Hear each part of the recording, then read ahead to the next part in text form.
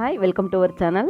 இன்றைக்கி நம்ம ஒரு டிஃப்ரெண்ட்டான பிரியாணி தான் பார்க்க போகிறோம். ஒரே மாதிரி பிரியாணி பண்ணி போர் அடிக்குதுன்னா இதை கண்டிப்பாக ட்ரை பண்ணுங்கள், ஹைதராபாத் ஸ்டைலில். இந்த பிரியாணிக்கு பெஸ்ட்டு காம்போ பன்னீர் தவா ஃப்ரை தான். வாங்க எப்படி பண்ணலான்னு வீடியோக்குள்ளே போய் பார்க்கலாம். ஃபஸ்ட்டு காளான்னு நம்ம மேரினேஷன் பண்ணிக்கலாம். ஒரு பவுல் எடுத்துக்கோங்க. அதில் 1 ஸ்பூன் மிளகாய்த்தூள், 1 ஸ்பூன் மல்லித்தூள், 1/4 டீஸ்பூன் மஞ்சள் தூள், 1/2 teaspoon garam masala, 1 tablespoon biryani powder, 2 teaspoon இஞ்சி பூண்டு பேஸ்ட், 1/2 டீஸ்பூன் சால்ட்டு, 1/2 லெமன், கொஞ்சம் வாட்டர் விட்டு பெசரி எடுத்துக்கலாம்.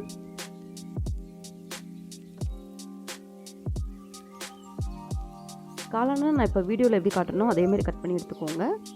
இப்போ நம்ம மசாலாவில் இந்த காளானை போட்டு அப்படியே பரட்டிட்டு ஒரு 1/2 அன் ஹவருக்கு அப்படியே ரெஸ்ட் பண்ண விட்டுறலாம்.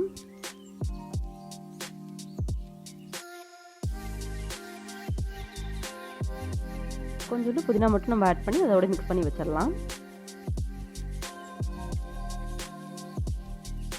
1/2 kg பாஸ்மதி ரைஸை 2-3 டைம் கழுவி நான் எடுத்து வச்சுருக்கேன் தனியாக. அரிசி வேகிறதுக்கு தேவையான தண்ணி எடுத்துக்கோங்க. அதில் பட்டை, கிராம்பு, ஏலக்காய், பிரிஞ்சி இலை, நட்சத்திரப்பூ, மராட்டி முக்கு எல்லாமே போட்டு கொஞ்சம் சால்ட்டு போட்டு நல்லா கொதிக்க விட்டுறணும். நல்லா கொதிக்க ஆரம்பித்ததுக்கப்புறம் நம்ம வாஷ் பண்ணி வச்சுருக்க பாஸ்மதி ரைஸை அதில் போட்டு 80% வேக வச்சு எடுத்துக்கணும்.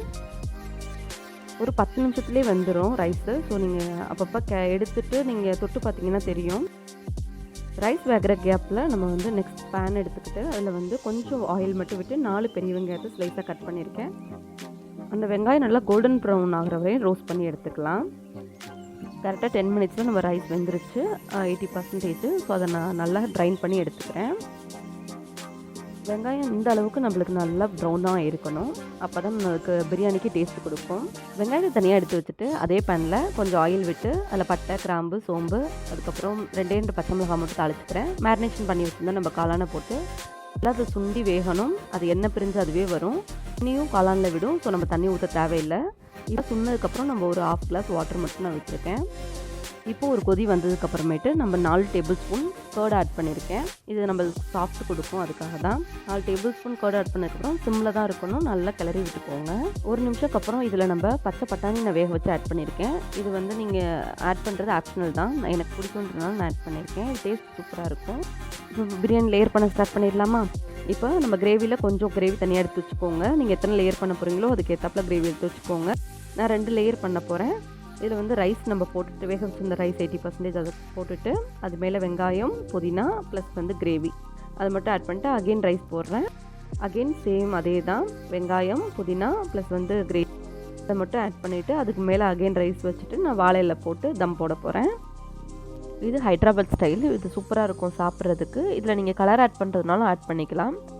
என்ன ஃபுட் கலர் ஆட் பண்ணுறீங்களோ அதை இந்த ஸ்டேஜில் நீங்கள் மேலே ஊற்றி விட்டுக்கலாம். இல்லை நேச்சுரலாக வேணும் அப்படின்னா குங்குமப்பூ கூட கொஞ்சோண்டு வாட்டரில் நீங்கள் ஒரு 1/2 அன் ஹவருக்கு முன்னாடி ஊற வச்சுட்டு அந்த வாட்டரை கூட நம்ம இதில் ஆட் பண்ணிக்கலாம். நேச்சுரல் கலர் நல்லாயிருக்கும். காரம் நிறையா சாப்பிட்றவங்களுக்கு நீங்கள் பச்சை மிளகா தாளிக்கும் போது ஒரு 4 மிளகாவை தாளிச்சிக்கோங்க. சில்லி பவுடரும் நீங்கள் மேரினேஷன் பண்ணும்போது 2 ஸ்பூனாக ஆட் பண்ணிக்கோங்க. பட் எனக்கு இந்த காரம் கரெக்டாக இருந்துச்சு. நான் யாரும் வெளில போகாமல் இருக்கிறதுக்காக கோதுமை மாவு உருட்டி இந்த மாதிரி சைடில் அடைச்சிக்கிட்டேன். 15 மினிட்ஸ் தம் போட்டேன். சிம்மில் வச்சுட்டு 15 மினிட்ஸில் நம்ம அப்படியே விட்டுட்டு அதுக்கப்புறமும் 15 மினிட்ஸ் ரெஸ்ட் பண்ணிட்டு தான் நான் ஓப்பன் பண்ணேன். இந்த மாதிரி ஸ்பூன் வச்சு நீங்கள் எடுத்துட்டிங்கனாலே இது ஓப்பன் ஆகி வந்துடும். நீங்கள் இலையை எடுத்ததுக்கப்புறம் மெதுவாக இந்த மாதிரி திருப்பி விடணும். நான் பண்ணுறேன் பாருங்கள் இந்த மாதிரி. ஸோ ரொம்ப ஃபாஸ்ட்டாக பண்ணிங்க அப்படின்னா பாஸ்மதி ரைஸ் உடஞ்சிரும்.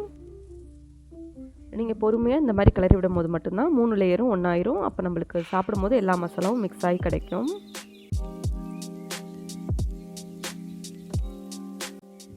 இப்படி கிளறி விட்டதுக்கப்புறம் எல்லா மசாலாவும் சேர்ந்ததுக்கப்புறம் நம்ம அகைன் இலையை போட்டு அப்படியே ஒரு 5 மினிட்ஸ்க்கு மூடி வச்சிடலாம்.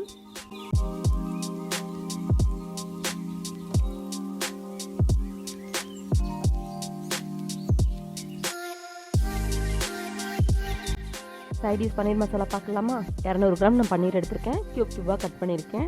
அதில் சில்லி பவுடர் 1/2 டீஸ்பூன், 1 டீஸ்பூன் தனியா பவுடர், நான் சாட்டல் பன்னீர் எடுத்துருக்கனால கொஞ்சோண்டு சால்ட் ஆட் பண்ணியிருக்கேன். 1/2 teaspoon pepper, 1 teaspoon garam masala, 1/2 teaspoon chaat masala, 1 tablespoon இஞ்சி பூண்டு பேஸ்ட் இதெல்லாம் சேர்த்து நல்லா கிளறிக்கலாம். நீங்கள் அன்சால்ட்டட் பன்னீர் வாங்குறீங்க அப்படின்னா சால்ட்டு எக்ஸ்ட்ரா ஆட் பண்ணிக்கோங்க. காரமும் உங்களுக்கு ஏற்றாப்புல நீங்கள் எக்ஸ்ட்ரா ஆட் பண்ணுறதுனா ஆட் பண்ணிக்கோங்க. நான் 15 மினிட்ஸ்க்கு மேரினேஷன் பண்ணிவிட்டேன். அதுக்கப்புறம் தவாவில் நான் வந்து ஆயில் மட்டும் விட்டுட்டு அதில் நம்ம மேரினேஷன் பண்ணி வச்சுருக்க பன்னீரை நான் வந்து ஃப்ரை பண்ணி எடுக்க போகிறேன். நீங்கள் டீப் ஃப்ரை கூட பண்ணுறதுனா கண்டிப்பாக குழந்தைங்க முதல் பெரியவங்க வரையும் இந்த பன்னீர் ஃப்ரை எல்லாருக்குமே ரொம்ப பிடிக்கும். ரொம்ப டேஸ்ட்டாகவும் இருந்துச்சு. கண்டிப்பாக ட்ரை பண்ணி பாருங்கள். ஒரு 5 மினிட்ஸ் போதும் குக் பண்ணுறதுக்கு. அந்த மசாலா மட்டும் நம்ம ஃப்ரை பண்ணால் போதும். ரொம்ப நேரம் இருந்தால் ரப்பர் மாதிரி ஆயிரும். ஐ ஹோப் இந்த வீடியோ உங்களுக்கு ரொம்ப பிடிச்சிருக்குன்னு நினைக்கிறேன். பிடிச்சிருந்தா கண்டிப்பாக ஒரு டைம் ட்ரை பண்ணி பாருங்கள். சேனலை சப்ஸ்கிரைப் பண்ணிக்கோங்க. நெக்ஸ்ட் ஒரு வீடியோவில் மீட் பண்ணுறேன். பாய்.